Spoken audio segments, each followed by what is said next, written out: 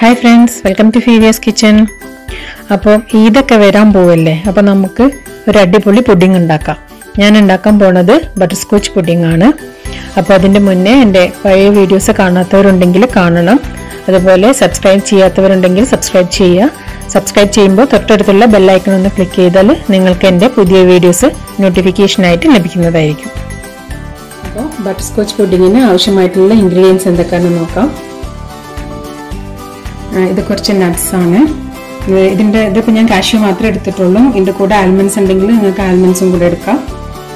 പിന്നെ 1 teaspoon vanilla essence, 2.5 അല്ലെങ്കിൽ 3 table spoon butter, 3/4 cup sugar. ഇത് കണ്ടൻസ് മിൽക്ക് ഇല്ലെങ്കിൽ അതിന് പകരം ഷുഗർ എടുത്താൽ മതി. അപ്പം ഞാനിവിടെ 1/4 കപ്പാണ് എടുക്കുന്നത്. അപ്പോൾ 1/4 കപ്പ് കണ്ടൻസ് മിൽക്ക് അല്ലെങ്കിൽ 1/4 കപ്പ് ഷുഗർ. ഇത് ഫ്രഷ് ക്രീം അല്ലെങ്കിൽ വിപ്പിംഗ് ക്രീം ഏതായാലും കുഴപ്പമില്ല. പിന്നെ അതുപോലെ നമുക്ക് ആവശ്യമുള്ള ബ്രെഡ്, നമ്മളെ ട്രേക്ക് അനുസരിച്ചിട്ട് എത്ര പീസാണോ ആവശ്യം അതിനനുസരിച്ചിട്ട് ബ്രെഡും. അപ്പോൾ നമുക്ക് ആദ്യം നമ്മൾ നട്ട്സ് ഒന്ന് കാരമലൈസ് ചെയ്തെടുക്കണം. അപ്പം ഞാൻ 3/4 കപ്പ് ഷുഗർ അല്ലേ പറഞ്ഞത്, അതിന് നമുക്കൊരു 1/4 കപ്പ് ഷുഗർ എടുത്തിട്ട് കാരമലൈസ് ചെയ്യാം. പാന് ചൂടാകുമ്പോൾ നമുക്ക് ഷുഗർ ഇട്ട് കൊടുക്കാം. ഷുഗർ മെൽറ്റായി വരുമ്പോൾ നമുക്കതിലേക്ക് 1 ടീസ്പൂൺ വെള്ളം കൂടെ ഒഴിച്ചു കൊടുക്കുക. പിന്നെ ഈ ഒരു പ്രോസസ്സ് നമ്മൾ അധികം സിമ്മിലിട്ട് ചെയ്യുന്നതാവും നല്ലത്, അല്ലെങ്കിൽ ഷുഗർ പെട്ടെന്ന് കരിഞ്ഞു പോവും. അപ്പം ഞാൻ ഇതിലേക്ക് 1 ടീസ്പൂൺ വെള്ളം ഒഴിച്ചു കൊടുക്കുന്നുണ്ട്.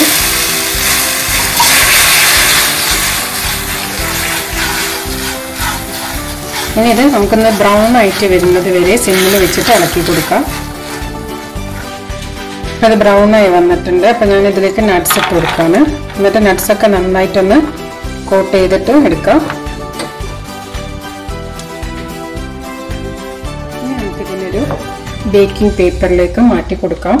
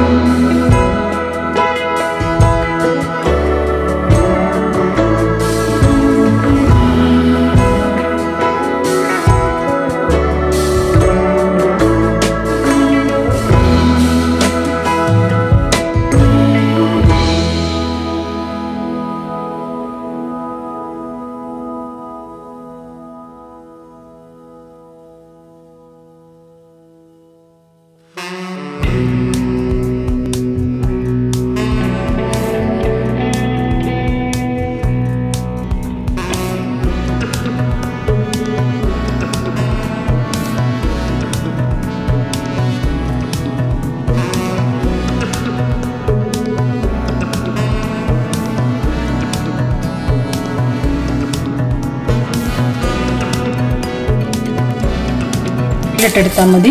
ഇനി ഇതിൻ്റെ മുകളിൽ നിങ്ങൾക്ക് ഇഷ്ടമുള്ളതുപോലെ ഡെക്കറേറ്റ് ചെയ്തിട്ട് ചെയ്യാം. ഇനി നമുക്ക് ഇതിനൊന്ന് ഡെക്കറേറ്റ് ചെയ്തിട്ട് ഫ്രിഡ്ജിൽ വെച്ചിട്ട് 2 മണിക്കൂർ കഴിയുമ്പോൾ എടുക്കാം.